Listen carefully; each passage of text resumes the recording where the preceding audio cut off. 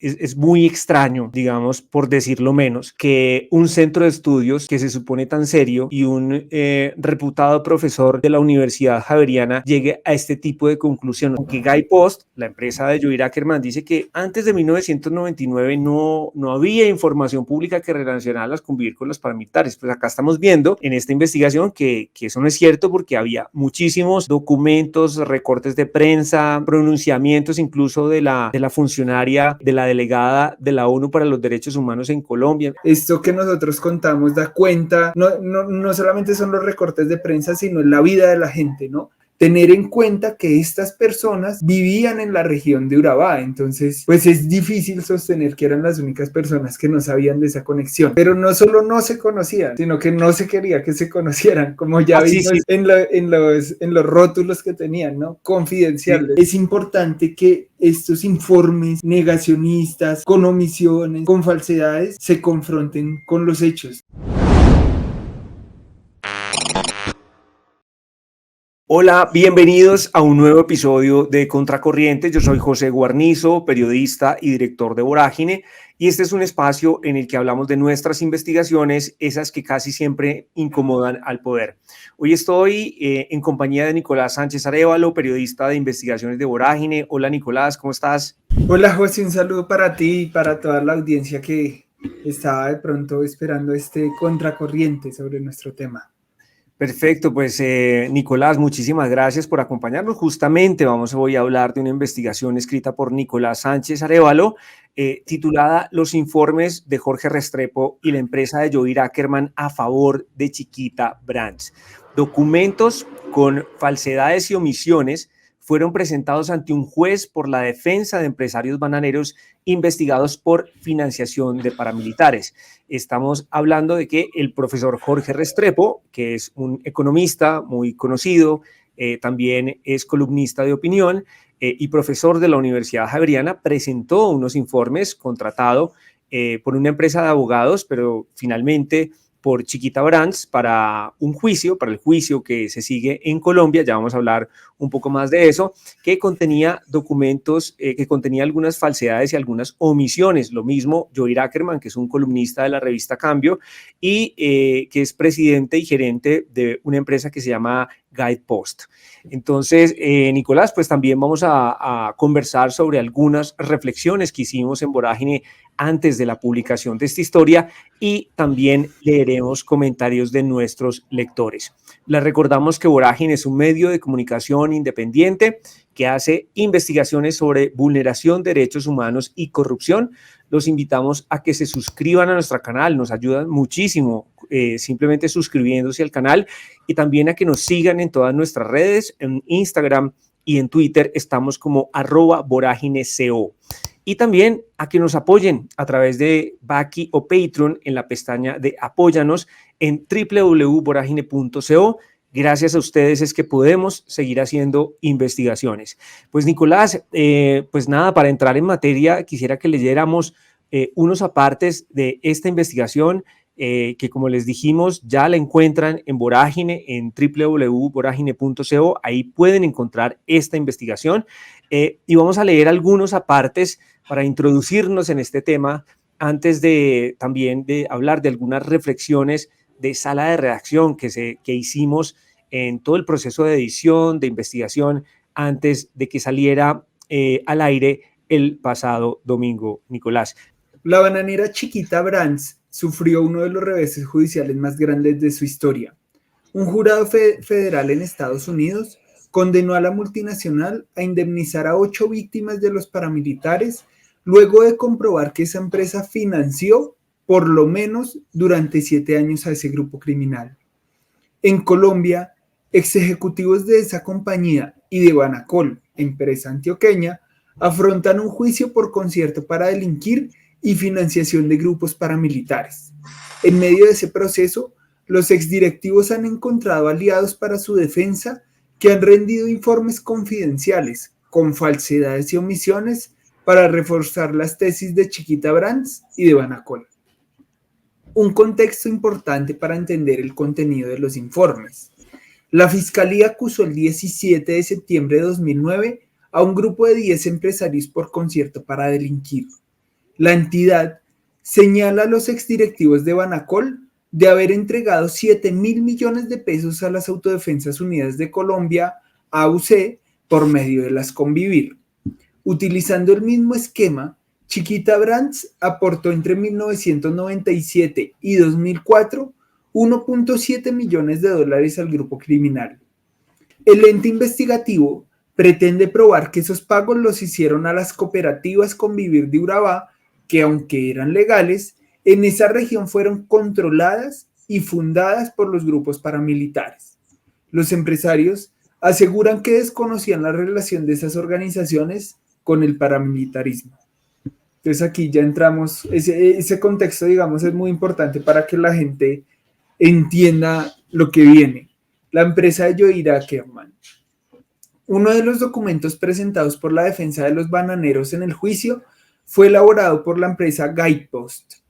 El informe está fechado el 13 de julio de 2020 y tiene el rótulo de privilegiado y confidencial. Vorágine accedió a las 55 páginas de ese archivo. Guidepost es una empresa con sede en Nueva York que tiene oficinas en Bogotá y en Miami. En varios artículos de prensa en Colombia, sus caras visibles han sido Andrés Otero León Gómez y Joe Ackerman. Otero es el primer suplente del gerente de la firma y columnista del diario La República. Ackerman es el gerente, presidente de la empresa en América Latina y columnista de la revista Cambio. En una entrevista que Otero le dio al diario Portafolio, habló del tipo de trabajo que hace la empresa, aunque sin mencionar a sus clientes. En Colombia hemos tenido 2 casos de empresas acusadas de tener vínculos con paramilitares y nuestra tarea fue analizar todas las acusaciones. Logramos desvirtuar con hechos que esos testimonios y declaraciones no eran más que montajes de personajes que estaban buscando rebaja de penas ante la justicia. Ya vamos a ver, pues si ellos sí logran un poco desvirtuar con hechos, como dice Otero en la entrevista. Ackerman y Otero eran socios en la compañía Custom Information Services, proveedor de investigaciones especializadas, inteligencia y manejo de reputación, según la página web de Guidepost. Esta última adquirió a CIS en 2019, tal como lo reseñó un artículo del diario La República titulado "Esperamos en 3 años estar superando $10 millones en ingresos". Ackerman, según la página de Guidepost, también ha cumplido el rol de investigador en apoyo a litigios. Otero, por su parte, fue noticia en abril pasado cuando fue presentado por Chiquita Brands como su testigo en el caso que la justicia de Estados Unidos seguía en contra de la bananera. Abro comilla. Los otros 2 testigos rechazados fueron presentados por Chiquita e incluyeron al investigador privado Andrés Otero León Gómez y al exagente de la Administración para el Control de Drogas de Estados Unidos, la DEA, David Gaddis.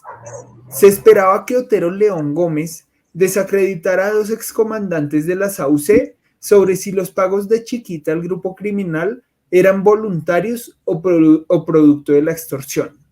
El juez Kenneth Marra consideró que el testigo carecía de interacciones personales con los 2 antiguos miembros de las AUC. Se lee en una de las noticias que se difundieron. Y vamos a ver un poco que esta labor de Andrés Otero de desacreditar a los 2 excomandantes, pues iba a ser muy importante en el resto del artículo, ¿no? Bien, vamos a leer algunos otros apartes de la investigación.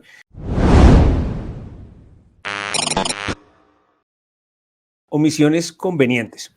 El trabajo de Guidepost en el caso del juicio en contra de los ex ejecutivos de Chiquita Brands y Banacol estuvo a cargo de Otero, según el documento En Poder de Vorágine, y se centró en sugerir que los empresarios desconocían los vínculos de las Convivir con los paramilitares, abro comillas.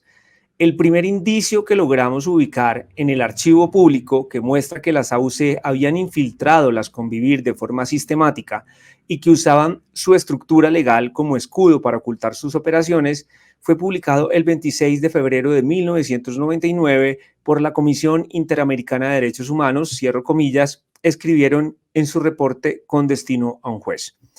Eso contrasta con varios hechos y advertencias previos al informe de la Comisión Interamericana de Derechos Humanos. El informe anual de la organización Human Rights Watch de 1998, que relacionaba hechos de 1997 en Colombia, decía en uno de sus apartes, abro comillas, en 1997 recibimos informaciones creíbles que indicaban que las convivir de las regiones del Magdalena Medio y del sur del Cesar estaban dirigidas por conocidos paramilitares y habían amenazado con asesinar a colombianos considerados simpatizantes de la guerrilla o que se habían negado a inscribirse en las cooperativas, cierro comillas. Los investigadores de Guidepost desestimaron el informe de Human Rights Watch en un pie de página con la siguiente leyenda, abro comillas.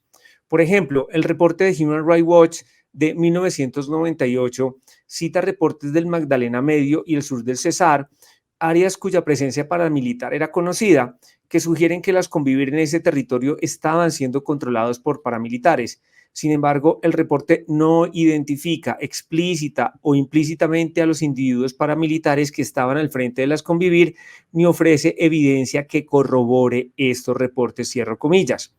Aunque no lo mencione el informe de Guidepost, es decir, el informe que hace la empresa de Joir Ackerman, la presencia paramilitar en Urabá era para aquella época tan conocida como la del Magdalena y el Cesar. Pero hay más reseñas públicas sobre las relaciones entre las convivir y los paramilitares que aparecieron antes de 1999. Un reporte del diario El Tiempo que los investigadores de Guidepost ignoraron indica que un paramilitar que murió perpetrando una masacre en Tocaima, Cundinamarca, era el representante legal de una convivir de Urabá llamada La Palma. La noticia fue publicada el 15 de enero de 1998, un año antes del documento de la CIDH. El comandante paramilitar se llamaba Luis Carlos Mercado Gutiérrez y su sobrenombre en la guerra era Pantera. Él dirigía el comando de asesinos que mató a 14 personas en la masacre de La Horqueta. Aunque el caso también estaba citado en el informe de la CIDH, el documento de Guidepost no hace ninguna referencia. La consultora recalcó la supuesta falta de información pública en otro fragmento del documento, abro comillas. La conclusión de nuestra evaluación es que si bien existe evidencia de los vínculos entre las convivir y las AUC, que han sido exploradas por diversas fuentes, el registro muestra que entre 1994 y 1999 no había evidencia en el registro público de ellos, ya que tales afirmaciones solo surgieron después. Luego, sostener que la relación entre las convivir y las AUC era de conocimiento común se encuentra lejos de lo que muestra la evidencia contemporánea en dicho periodo, cierro comillas. Esto hace parte del el informe que Chiquita Brands presentó ante los jueces, ¿cierto? Pero es un informe que fue elaborado y contratado para la empresa Guidepost, de la que es gerente Joir Ackerman. Esto se contradice con información pública y artículos de prensa publicados antes de 1999. Un texto de la revista Semana, por ejemplo, daba cuenta de una simbiosis entre las convivir y las AUC. Está fechado el 20 de septiembre de 1998 y se titula Las convivir se paramilitarizan. Y decía así, abro comillas, Carlos Castaño, jefe de las Autodefensas Unidas de Colombia, fue visitado hace unos días por representantes de 200 juntas de acción comunal de Antioquia, Tolima y Viejo Caldas. El motivo de la reunión era llegar a un acuerdo para sumarse a su movimiento debido a que las convivir de sus regiones iban a entregar las armas y quedarían a merced de la guerrilla. Los dirigentes se comprometieron con él a financiar los fusiles y todo parece indicar que su ingreso a la organización está en firme, cierro comillas. Me voy a saltar un par de párrafos porque yo creo que aquí es importante de esta investigación, un párrafo después de este intertítulo que se llama Las oposiciones filosóficas.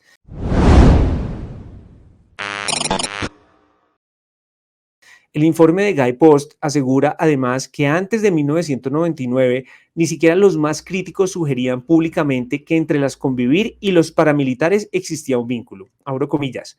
Revisamos detalladamente las declaraciones de los opositores a las convivir y anotamos que en esa época existía un debate riguroso sobre el rol de las convivir como actores no estatales en el marco de la seguridad y violencia en Colombia. Para estos, las convivir abusaban de su autoridad y mandato, no estaban bien reguladas ni supervisadas, eran actores directos en la perturbación de la violencia, coordinaban de manera muy cercana con las Fuerzas Armadas y contribuían a la inestabilidad regional al introducir otro actor armado en el conflicto. Estas críticas venían principalmente de la izquierda colombiana y eran basadas en ideologías previsibles y oposiciones filosóficas al derecho a autoprotección, más que en aspectos concretos o evidencias específicas de alguna actividad ilegal. Sin embargo, las Convivir eran, incluso para los críticos, organizaciones separadas de las AUC, escribió Guy Post. Pues entonces basta ver el informe público de Human Rights Watch de 1998 que descartó Guy Post para advertir lo contrario. Y ahí me adelanto un poco a un párrafo que cita este informe de Human Rights Watch que dice lo siguiente. En uno de los apartes del documento se dice que en 1997 14 organizaciones de derechos humanos suscribieron el recurso de inconstitucionalidad presentado por la Comisión Colombiana de Juristas contra el decreto 356 que regulaba las Convivir. Líneas más adelante está esta cita en la que se menciona el paramilitarismo relacionado con las Convivir, abro comillas. El director ejecutivo de la Comisión Colombiana de Juristas, doctor Gustavo Gallón, señaló en la audiencia del 26 de agosto de 1997 ante la Corte Constitucional que dada la trágica historia de violencia paramilitar en Colombia, un decreto que permite la organización y el funcionamiento de grupos paramilitares es contrario a la esencia del Estado Social de Derecho. Esto quiere decir que no es cierto que antes de 1999 ni siquiera los más críticos hacían, digamos, una relación entre las Convivir y los paramilitares, porque esta investigación se centra también en mostrar pues una cantidad de documentos, archivos de prensa que demuestran que sí, que antes de 1997 sí había críticas, sí se decía y era público en los medios de comunicación que ya se estaban haciendo unas denuncias sobre la relación entre las Convivir y los paramilitares. Y Nicolás, me gustaría que leyeras, te adelantaras un poco también y leyeras algunos testimonios. Hay como 2 testimonios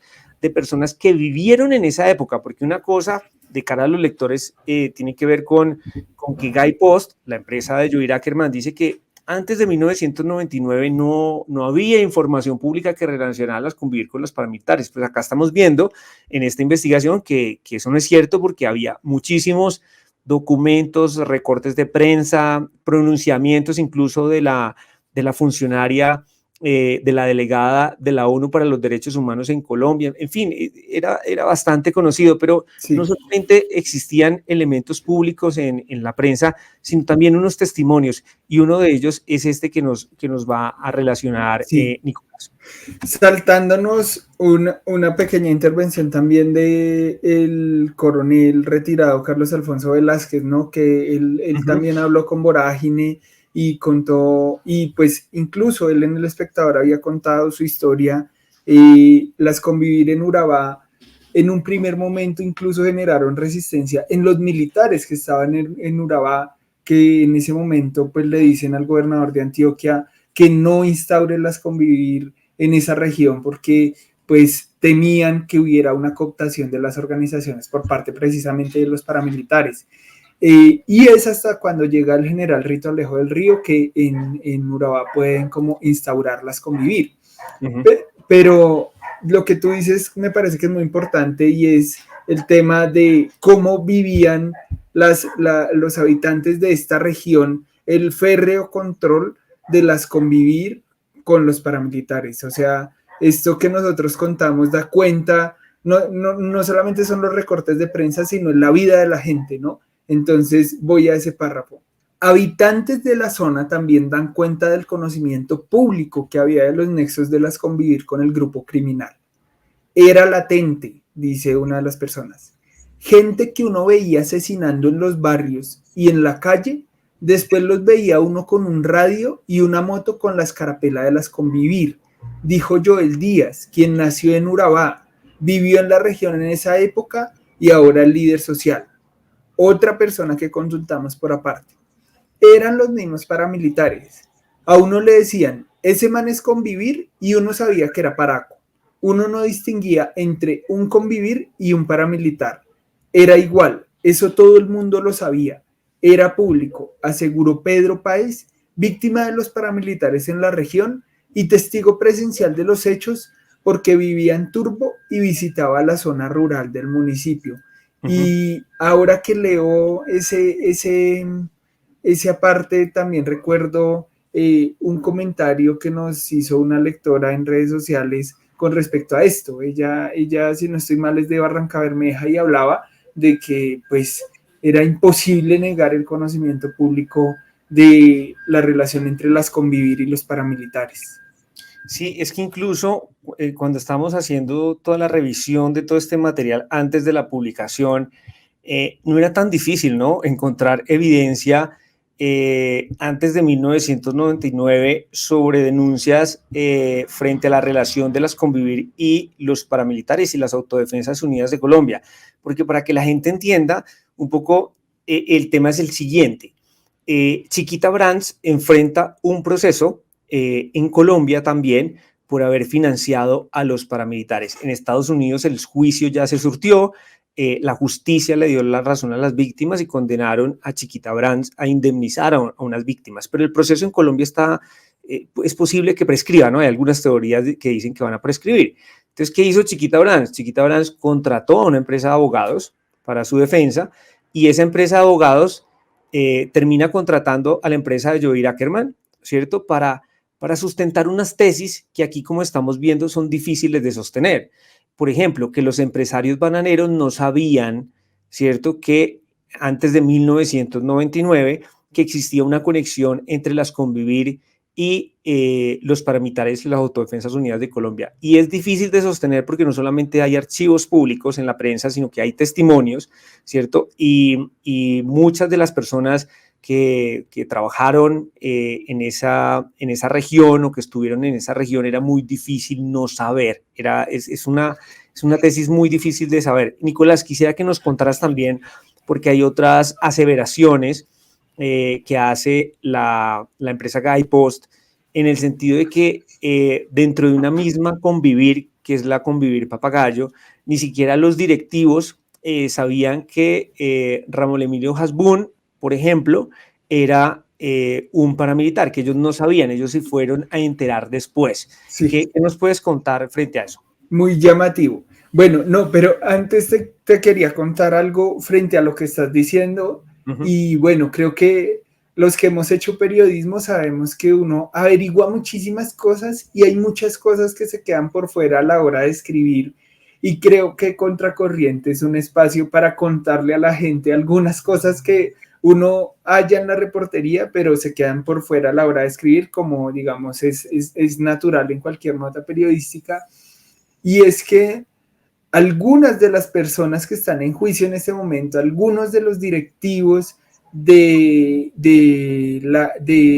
la Convivir, no, sino de Chiquita, vivieron en esa época en Urabá. Me contaban que justo al lado de la brigada del ejército quedaba una finca llamada La Coqueta, que era donde vivían o donde se la pasaban los directivos de Banadex, que fue como se llamó en Colombia el capítulo de Chiquita Brands. Entonces creo que eso también es información muy relevante para el público, ¿no? Tener en cuenta que estas personas vivían en la región de Urabá, entonces pues es difícil sostener que eran las únicas personas que no sabían de esa conexión. Y lo que tú dices, una parte de la lectura que hace Guidepost es como tratar de decir que los directivos de las Convivir no conocían a Raúl Emilio Hasbún, que fue el comandante del bloque bananero. En ese momento, digamos que ellos citan un fallo judicial, pero digamos que lo citan de una manera muy parcial y muy, digamos, como muy tergiversada, porque lo que ellos afirman es que esos directivos no conocían el tema de Hasbún, pero en la misma sentencia de la cual ellos están hablando, que es la sentencia que condenó a Arnulfo Peñuela Marín, que fue el director de la Convivir Papagayo, en esa misma sentencia el juez desmiente a Arnulfo Peñuela Marín, que Arnulfo Peñuela Marín En su momento dijo que todo se trataba de un montaje político, que a él lo estaban era persiguiendo, que él no tenía ni idea, pero el juez de la República le dice, señor, es imposible que usted no haya tenido ni idea, entre otras cosas, porque quien gesta las convivir en Urabá es Raúl Emilio Hasbún desde un primer momento. Entonces, el juez lo que dice es, queda muy difícil que usted nos afirme eso. Y también hacen una interpretación muy parcializada, muy sesgada, de una sentencia en contra de Alberto Osorio, que fue otro exdirectivo de la Convivir Papagayo, que se fue a sentencia anticipada, es decir, nosotros sabemos que la sentencia anticipada es cuando una persona admite haber cometido los crímenes por ser parte del bloque bananero. Esa persona, no estoy muy seguro si alcanza a pagar algo de cárcel, y a su salida es asesinado en Montería. Y Alberto Osorio era una persona fundamental para las Convivir, porque él decía que era su relacionista público. ¿Con quién se relacionaban las Convivir? Con élites muy importantes empresariales de Antioquia. Sí. Un poco también de cara a los lectores es que Guidepost, digamos que a Guidepost la contrataron, o sea, es que esto no fue, digamos, un trabajo que se hizo ad honorem, no, o sea, a ellos los contrataron para robustecer la defensa de Chiquita Brands, ¿no? Y en ese sentido, hay un montón de omisiones y de falsedades que se encuentra en esta investigación, que recordemos la pueden leer completa en www.voragine.co. Nicolás, vamos a leer unos comentarios de lectores para que podamos seguir conversando acerca de la investigación.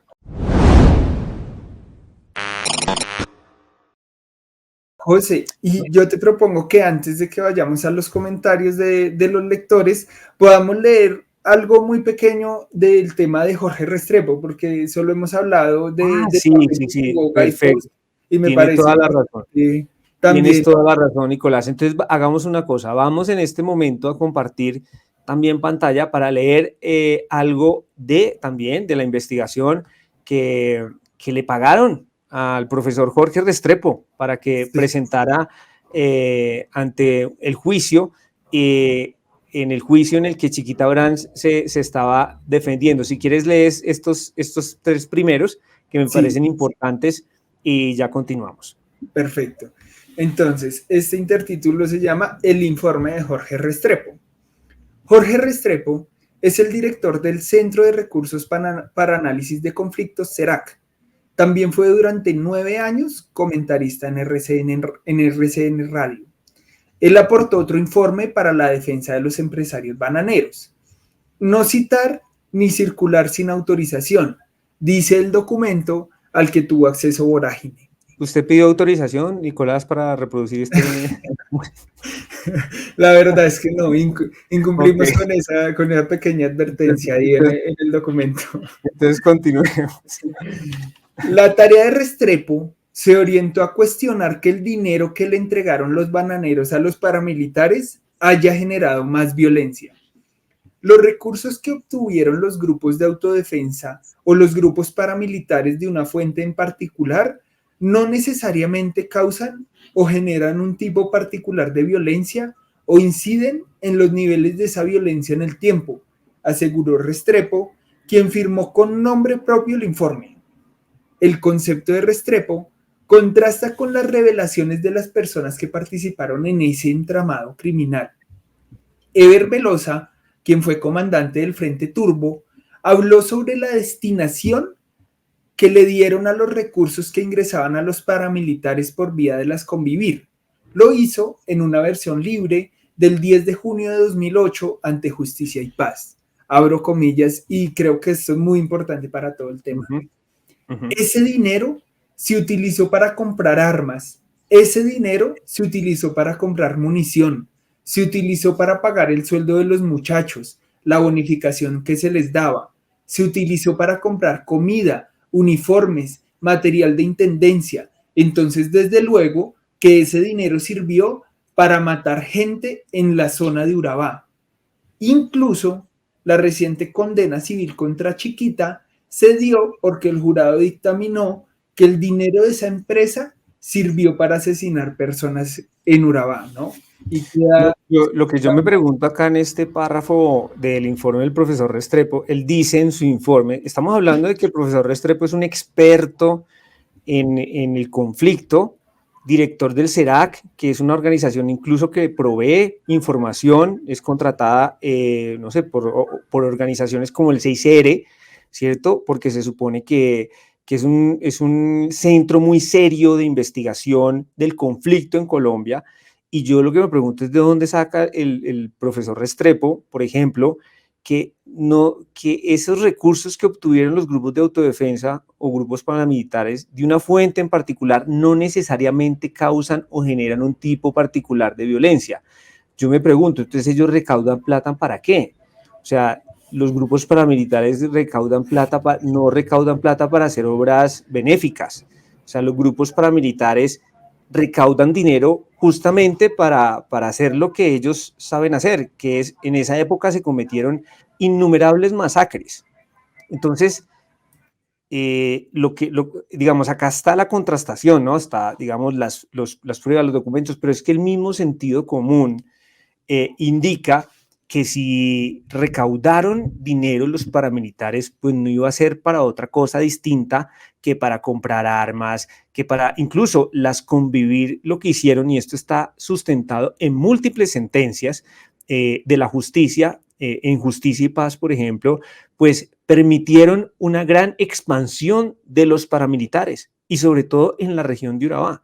Entonces, es muy extraño, digamos, por decirlo menos, que un centro de estudios que se supone tan serio y un reputado profesor de la Universidad Javeriana llegue a este tipo de conclusiones, tantos estudios del conflicto para llegar a una conclusión de estas en favor de una empresa bananera como Chiquita Brands, que en Estados Unidos ya fue condenada por haber entregado 1,7 millones de dólares a los grupos paramilitares. Ahora sí vamos a leer los comentarios de los lectores, Nicolás, para que continuemos también analizando un poco también qué fue, cuáles algunas de las reflexiones que hicimos antes de publicar esta investigación, Nicolás. Entonces, el primer comentario que tenemos es de Diana Salinas. Diana Salinas es directora y cofundadora del portal Cuestión Pública. Nuestros colegas de Cuestión Pública, dice ella, la capacidad que tiene el establecimiento del periodismo criollo para quedarse callado cuando hay que pronunciarse en nombre de la ética de sus actos y de sus allegados, silencio. Pero si están para cortar lazos, si una alza su voz. El siguiente, Nicolás, si quieres leernos, por favor. El siguiente comentario también es de una colega, de Sally Palomino. Qué vergüenza haber consultado alguna vez a Jorge Restrepo para alguna nota sobre el conflicto en Colombia. Con esta investigación, imposible que algún medio o periodista lo vuelva a hacer. Bueno, el siguiente es dice Andrea Aldana, colega periodista exiliada también, que ha cubierto muchísimo el conflicto en Colombia durante muchos años. Esto me parece gravísimo, léanlo por favor, y @Joir Ackerman le debe una explicación a este país, debería explicar el papel que tuvo y tiene la empresa de la que es gerente en la defensa de la multinacional bananera Chiquita Brands. No se puede ir denunciando el paramilitarismo y sus vínculos con la clase política y empresarial y al mismo tiempo ser servil a la multinacional que financió y fortaleció el proyecto paramilitar. El siguiente, Nicolás. El siguiente es de la académica Isis Giraldo. Si se tratara de las FARC en vez de los paras, ni Ackerman ni Restrepo guardan sus puestos. Se convertirían en parias. Lo que demuestra una vez más mis argumentos respecto a la profunda normalización del paramilitarismo, una ideología de extrema derecha en Colombia. Perfecto. Bueno, el siguiente es de Edwin Bautista. Bueno, yo no conozco a Edwin Bautista. Dice, la verdadera apuesta a Betplay es de qué tema va a hablar primero la prensa corporativa. Lo mal que está Bogotá con Galán o la financiación de Chiquita, Ayoir y Restrepo. Hagan sus apuestas. Bueno, el siguiente. El siguiente.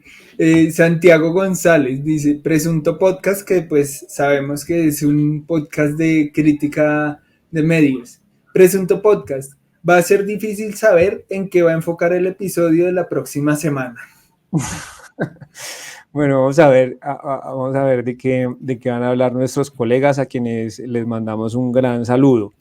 Bueno, pues Nicolás, yo quisiera que habláramos un poco sobre, bueno, algunas de las reflexiones que hicimos, ¿no? Antes de la publicación.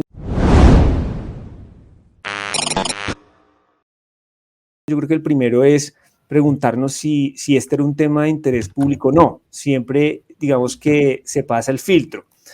Yo creo que tuvimos conversaciones durante 5 días, largas y largas conversaciones, sin dormir en algunos de esos días. Yo me acuerdo mucho que hablábamos sobre que a mí me parece mucho más interesante y me parece un aporte mucho más importante de parte del periodismo de investigación, dar a conocer hechos que no se conocían, más allá de calificar esos hechos de éticos, antiéticos, delictuales o irregulares, ¿no? Yo creo que el gran aporte del periodismo de investigación es mostrar, prender focos en hechos que no se conocían, poner luces en hechos que no se conocían, y más allá de juzgarlos, yo creo que ahondar en esfuerzos para encontrar cuáles son esas pruebas, esos documentos. Y ese primer filtro, que si era un tema de interés público, por supuesto que era un tema de interés público. ¿Por qué? No solamente porque Joel Ackerman es un columnista muy leído, muy conocido en Colombia. El profesor Jorge Restrepo también es un académico y un analista muy consultado en los medios de comunicación, y esos informes que ellos presentaron en favor de Chiquita Brands no se conocían. ¿Los ciudadanos tienen derecho a conocerlos? Por supuesto que sí.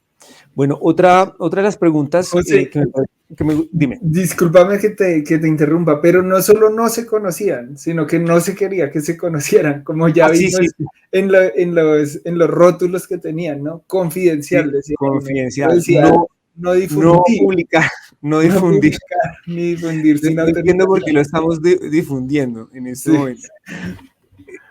No difundir.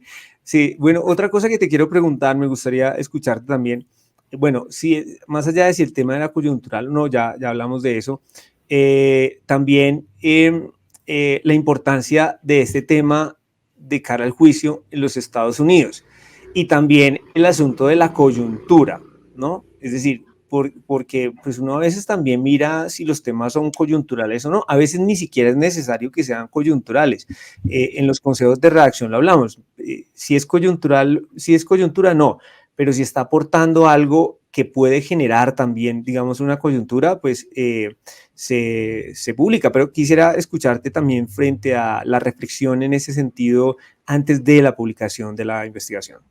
Sí, pues digamos que como la gente que viene a Contracorriente siempre conoce información más allá de nuestros temas, queríamos contarles que nosotros los informes los teníamos hace ya algún tiempo, y hace algún tiempo yo lo había hablado con José, ¿no? Le dije, José, mira, tengo estos informes, y en ese momento digamos que decidimos que no hubiera publicación porque no teníamos coyuntura, ¿no? La coyuntura es como el momento indicado para publicar. Creo que así lo podríamos definir de una manera muy, muy básica. Y, y hace poco, o sea, bueno, hace 2 semanas desde que se graba este programa, pero puede que haya gente que lo vea después, pues se dio la condena de Chiquita en Estados Unidos. Nosotros hace poco habíamos publicado la advertencia de que el proceso podía prescribir, y pues creo que insistí, dije, recordemos que tenemos esos informes, y en ese momento sí había coyuntura, sí había un momento, digamos, de la discusión política nacional que nos permitía a nosotros, pues, aportar en medio de esa discusión, y creo que fue el momento indicado, ese fue nuestro aporte, y por los comentarios que nos han hecho en redes sociales y todo, creo que ha sido muy bien recibido por la audiencia y es algo que yo agradezco y creo que todo Vorágine agradece pues también la acogida que ha tenido ese artículo, ¿no? Sí, tú siempre conoces mi posición, ¿no? Frente a esto. Yo siempre digo que nosotros no publicamos para que nos feliciten, no publicamos para que otros medios nos republiquen. Y esto lo hablamos, ¿no? Todo el tiempo por chat, por los mensajes que damos en redes sociales. A mí nunca me gusta decir eso, que nosotros como salir a sacar pecho por lo que hicimos. Sí. A mí me gusta hablar más de que nosotros hacemos esto por los ciudadanos tienen derecho a enterarse de ciertos temas porque el periodismo es un servicio social, no un negocio. Y nosotros no estamos aquí por negocio, estamos aquí porque queremos prestar también ese servicio social. Y creo que también en ese sentido la retroalimentación que nos da la gente, pues es importante también porque nos da una idea de si elegimos también bien la coyuntura, ¿no? A eso voy. Creo que elegimos nosotros también en un momento oportuno la coyuntura para poder aportar esto al debate público. Creo que eso es lo que nosotros tenemos que hacer. Sí, exacto. E incluso más allá de juicios, nosotros no hacemos juicios porque nosotros no somos jueces. Los juicios los hacen muchas veces los lectores, ¿no? Y eso es lo que yo te decía. Nosotros incluso nos cuidamos mucho de no usar adjetivos y al final son los lectores los que dirán si es ético o no es ético. Lo importante es tener las pruebas, tener los documentos y también, bueno, también de cara a los lectores. Recuerdo después de haberlo leído mucho, de haberle cambiado cosas, si tú le metías una coma a última hora, decías, mira, le metí esta coma, o sea, fue muy cuidadoso la edición, pero también, digamos que más allá de todo ese ejercicio, yo te dije como, mira, dejemos reposar el texto un tiempo y luego hacemos otro ejercicio final de leer línea por línea juntos y determinar si esa línea tiene un sustento.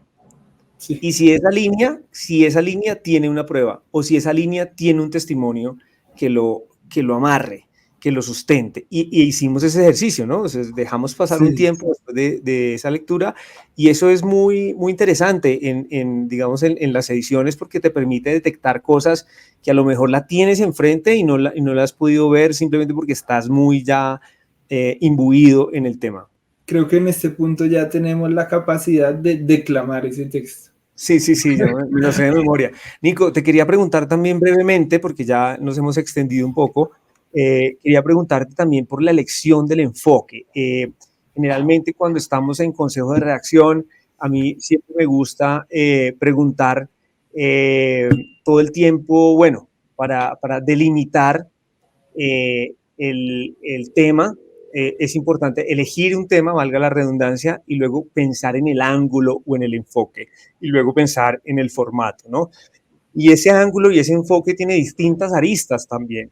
Y el enfoque y el ángulo no es más que el punto de vista desde el cual vas a mirar el tema. Entonces me gustaría que le contaras a los lectores también sobre la elección del tema. En un primer momento, digamos que yo vi dos enfoques posibles. El primero era como una discusión ética sobre qué tan bien o mal está contratar con la defensa de una empresa que financió el paramilitarismo, porque eso lo podemos decir abiertamente como Chiquita Brands. Y el otro posible enfoque que yo llegué a él, digamos, un poco leyendo los informes, cuando ya me metí de lleno a leer bien los informes, que fue el que finalmente resultó y eran las omisiones y falsedades del informe. Y creo que, bueno, creo que fue una lección que hicimos, digamos, porque teníamos todo el material para demostrar todas esas omisiones y todas esas falsedades. Y había material que no lo teníamos, sino que nos tocó buscarlo, nos tocó, mejor dicho, desempolvamos libros, sentencias judiciales, testimonios. Creo que fue una búsqueda en muchísimas fuentes. Y esa fue como lo que nos fue llevando al enfoque. Creo que ese era el enfoque más fuerte, demostrar las falsedades y demostrar las omisiones que tanto Guy Post como el profesor Restrepo incurrieron elaborando esos informes, porque lo otro de pronto se nos quedaba en una discusión sobre la deontología del proceso penal, en lo cual nosotros, digamos, no somos ningunos expertos, y hubiera perdido, creo yo, un poco de fuerza. Esas valoraciones con respecto a la ética, con respecto a la deontología periodística, creo que la está haciendo la audiencia, ¿no? En los comentarios que nos dan en redes No sociales. tenemos que decirlo nosotros porque no es nuestro rol. Ya los lectores con todos los elementos y todos los ingredientes sobre la mesa, pues están haciendo sus propias valoraciones. Y bueno, por último, Nicolás, también lo que significa de alguna manera sacar a la luz estos temas en medio de lo que ha sido el conflicto, ¿no? Yo recuerdo que otra de los debates internos que tuvimos tenía que ver con la extensión del texto, ¿no? Y ya había pues como un poco de temor porque el texto era muy largo, y yo te decía que teníamos que pensar en que no importa lo largo o lo corto, lo importante es que no fuera retórico y que cada palabra que estuviera incluida pues tenía que estar ahí, y si era importante que estuviera, porque en temas, por ejemplo, como el conflicto, a mí me parece muy importante qué puede pasar o cómo vamos a ver este texto dentro de 10 años o dentro de 20 años, cuando otros periodistas estén buscando en la prensa de la época cuál fue el tratamiento que el periodismo le dio al caso de Chiquita Brands, cuáles fueron las omisiones de la prensa, cuáles medios hablaron, cuáles medios llegaron a investigar de fondo. O sea, eso lo podemos hacer hoy en día, por ejemplo, con las publicaciones que hizo Nacho Gómez en El Espectador. O sea, hoy, si nosotros miramos tantos años atrás, nosotros vamos a encontrar esos informes. Entonces, no importa si se trata si es largo o corto. Yo ahí siempre me pego de una frase de Fugner que decía que no importa tan largo o tan corto, lo importante es que no tenga tanta retórica, tantos adjetivos y tantos adverbios, y más tenga sangre, hueso y músculo, ¿no? Y en ese sentido, creo que aquí pusimos todos los ingredientes en el asador. El texto incluso se fue alargando, pero lo importante era también que estuviera lo que tenía que estar. No, y tú lo dices muy generosamente conmigo, pero el temor de que fuera largo era mío, y tú siempre has sido más avesado en eso, ¿no? Y yo no le tengo miedo a los textos largos, y creo que mucho en la prensa norteamericana, por ejemplo, no le tienen miedo a los textos largos, siempre y cuando el texto tenga ritmo, tenga distintas voces, el texto también tenga a veces por momentos cambio de ritmo, ¿no? Digamos en la lectura, pero bueno, esos son otros temas.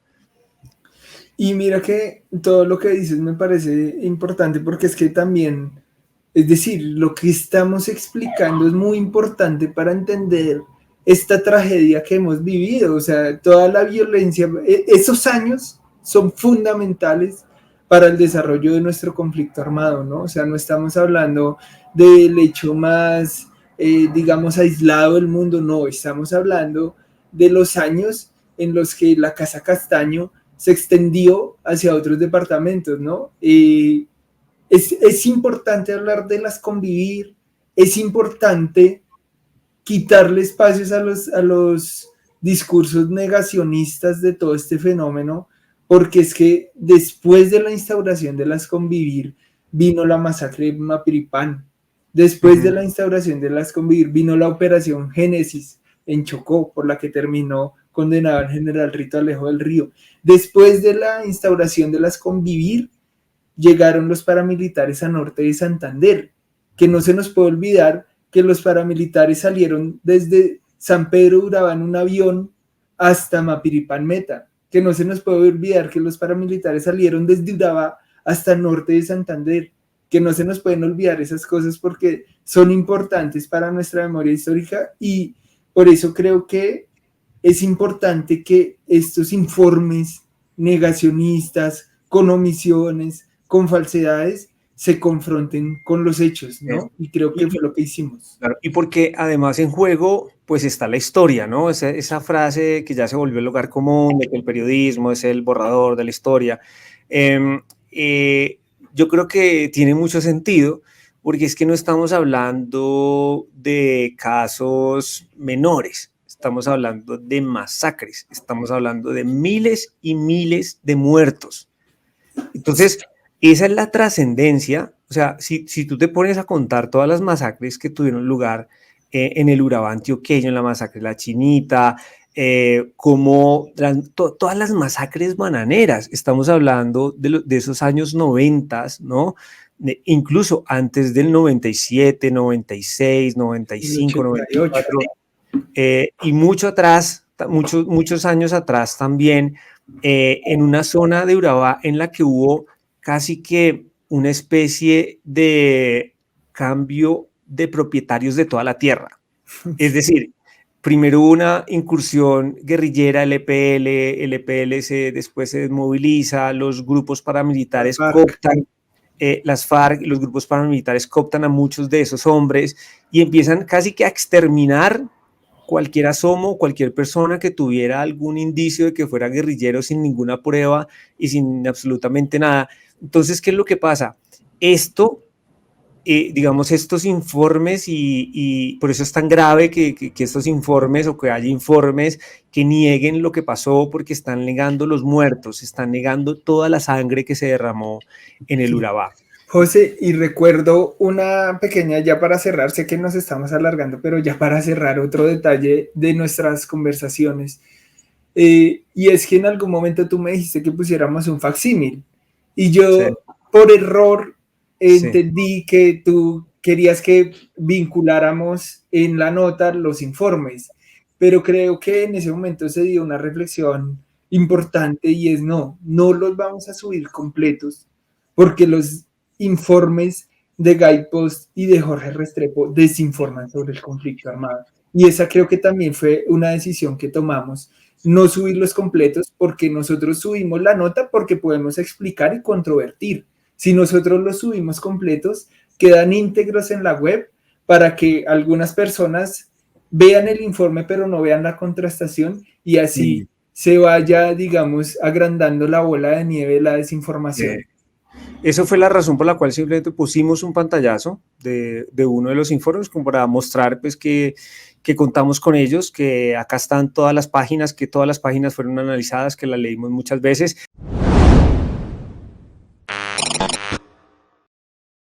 Les recordamos que Vorágine es un medio de comunicación independiente enfocado en investigaciones sobre la vulneración de derechos humanos y corrupción.